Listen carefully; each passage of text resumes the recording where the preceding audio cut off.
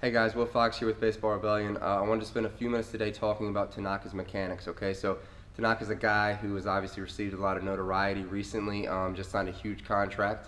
So he's obviously a pitcher with great talent. However, nobody knows something's wrong until something actually goes wrong, okay? So in terms of injury, decrements in performance, you have to have a way and a process to predict this stuff based on what anatomy, physics tells us, and what makes sense to the body, rather than just continuing the path and then realize, oh, something's wrong, now I gotta fix it, okay? So, in particular, Tanaka has a lot of issues with his arm swing, okay? So, remember, if you've seen my other video, I go in a lot more in depth in regards to this, but really fast, just a review, he does this retraction piece, and he also does this piece, okay? Now, if you recall, this piece is a little worse based on the fact that we're actually pushing our body into a position of vulnerability and impingement, something that doesn't like, okay? But most off, it's going to cause us to be delayed in our ability to get our arm in a good slot upon the time of rotation and really getting into an optimal position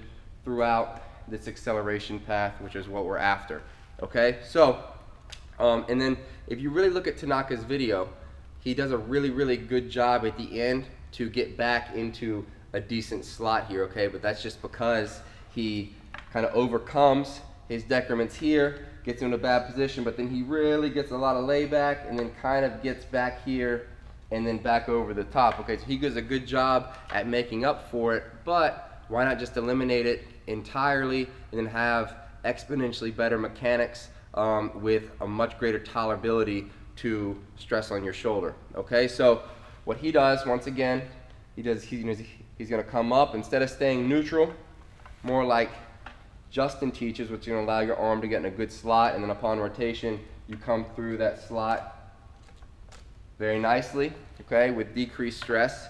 He's going to get here, and also he does this shoulder hike and drive, so he has kind of a double whammy here, and then upon rotation, he's not going to be in as good of a slot, okay, so he's going to come out and be a little more outside his body than would be optimal, okay, thus making his shoulder and elbow a little more vulnerable to stress, okay? So once again, Tanaka's an unbelievable pitcher. I hope he has a healthy career, but there's a few things in there that can be identified now that he can nip in the bud and then go on and drastically reduce his chance of injury later on, okay?